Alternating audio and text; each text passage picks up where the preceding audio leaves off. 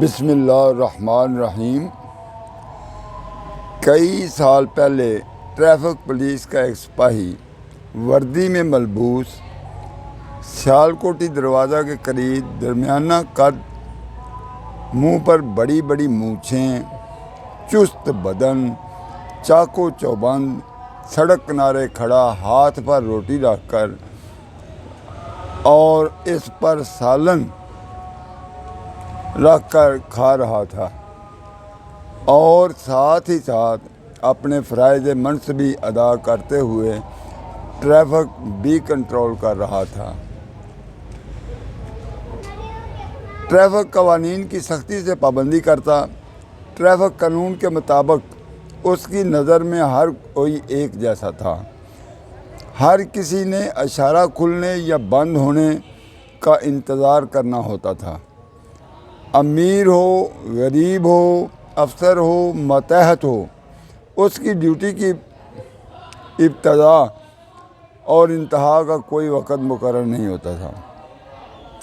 صبح سے لے کر رات تک وہ ڈیوٹی پر موجود، قطع نظر اس امر کے کہ اس کی چھٹی کا وقت ہو گیا ہے، وہ تو چھوڑ دے، ایسا کبھی نہیں ہوتا تھا۔ موسم گرمی کا ہو، چلچلاتی دھوپ ہو یا شدید سردی، بارش ہو یا طوفان، آندھی ہو یا بادل، قطع نظر موسمی اثرات کے وہ سیالکوٹی دروازہ کے سامنے چبوترے پر کھڑا مختلف اداؤں سے، ہاتھ سے کے اشارے سے ٹریفک کنٹرول کرتا رہتا تھا۔ رشوت جیسی لعنت کے نام سے بھی اس کی واقفیت نہیں تھی۔ آپ وہاں کچھ دیر کھڑے رہیں اور دیکھیں کہ کس نوع کی ذمہ داریاں وہ ٹریفک پولیس کا سپاہی سر انجام دے رہا ہے۔ خواتین اور ان کے بچوں کو سڑک پار کراتا ہوا دکھائی دے گا، دوسرے کنارے پر لے جاتا ہوا نظر آئے گا۔ پھر دیکھیں گے کہ وہی سپاہی کسی معذور کو سہارا دے کر سڑک پار عبور کرا رہا ہوگا۔ پھر دیکھیں گے کہ وہ سڑک کے چبوترے پر کھڑا ہاتھ کے اشاروں سے ٹریفک کنٹرول کر رہا ہے۔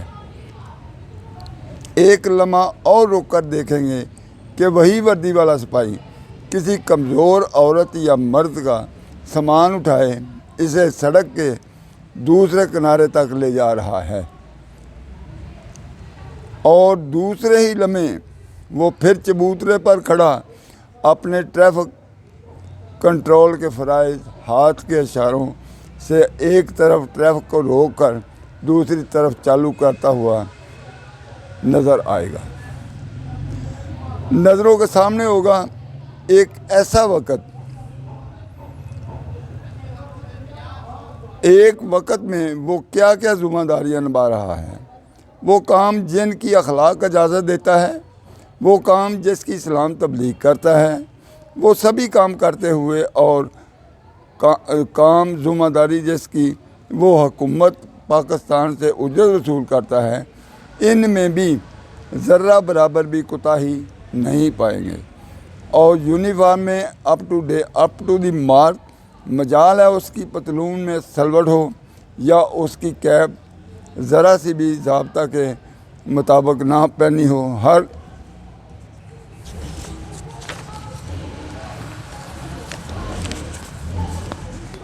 لحاظ سے مکمل سپاہی کے طور پر تیار ہوتا ہے۔ وہ ایک ایسا شخص تھا جو دنیا یا ریاست کے قوانین کی پابندی بھی کر رہا ہوتا، اور قدرت کے اصولوں اور قوانین کو بھی نبھا رہا ہوتا تھا۔ وہ ذمہ داریاں جو اس کے محکمہ یا اس کے قوانین پر پابندی کرانے کے لیے سر انجام دینا ہوتی تھیں، اس کی اجرت تو وہ ہر ماہ کی یکم کو وصول پا لیتا تھا، اور اس کے وہ اعمال جن کے بارے میں فرمایا گیا ہے کہ عبادت خدمت خلق ہے، اور اس کے انعامات تو اللہ سبحانہ و تعالیٰ کی ذات ہی سے عطا کرے گی۔ یہ اس دور کی بات ہے جب گوجرانوالا میں جہاں زیب خان برقی سینئر سپرنٹنڈنٹ پولیس کے عہدہ پر فائز تھے۔ وہ ذوالفقار علی بھٹو کی حکمرانی کا زمانہ تھا۔ جہاں زیب خان برقی اتنا خوش شکل، خوش لباس، ذہین، فطین انسان تھا کہ اس کو پولیس کی مخصوص وردی میں ملبوس دیکھ کر ایسا محسوس ہوتا تھا کہ وہ پیدائشی طور پر ایک پولیس افسر تھا۔ اللہ تعالیٰ نے اس کے وجود کو اس محکمہ کی افسری ہی کے لیے تخلیق کیا ہوا تھا۔ انتہائی ایماندار، دیانتدار، فرد شناس، محنتی اور دیانتداری کے ساتھ ساتھ دینداری بھی عمل پیرا تھے۔ ایک صبح حکومتی اداروں کے افسران کے بارے میں گجرانوالہ کے CPO راجہ رفعت مختار صاحب کے گھر ہاں ناشتہ کی میز پر، جس کا CPO صاحب نے بابا جی عرفان الحق جہلم والے کے اعزاز میں اہتمام کیا تھا، وہاں ڈپٹی کمشنر صاحب اور میں بھی مدعو تھا۔ تو بابا جی بات حکمران طبقوں کی کر رہے تھے۔ اگر یہ لوگ بدعنوانیوں کو چھوڑ دیں اور اپنی ذات کی نفی کرتے ہوئے ملک ملت کے مفاد کو عزیز کر لیں تو میں نے بڑی دنیا کے ممالک کو گھوم کر دیکھا ہے، اتنا خوبصورت خطہ میرے دیکھنے میں نہیں آیا ہے۔ اللہ تعالیٰ نے تو یہ خطہ عطا کر دیا، عنایت کر دی،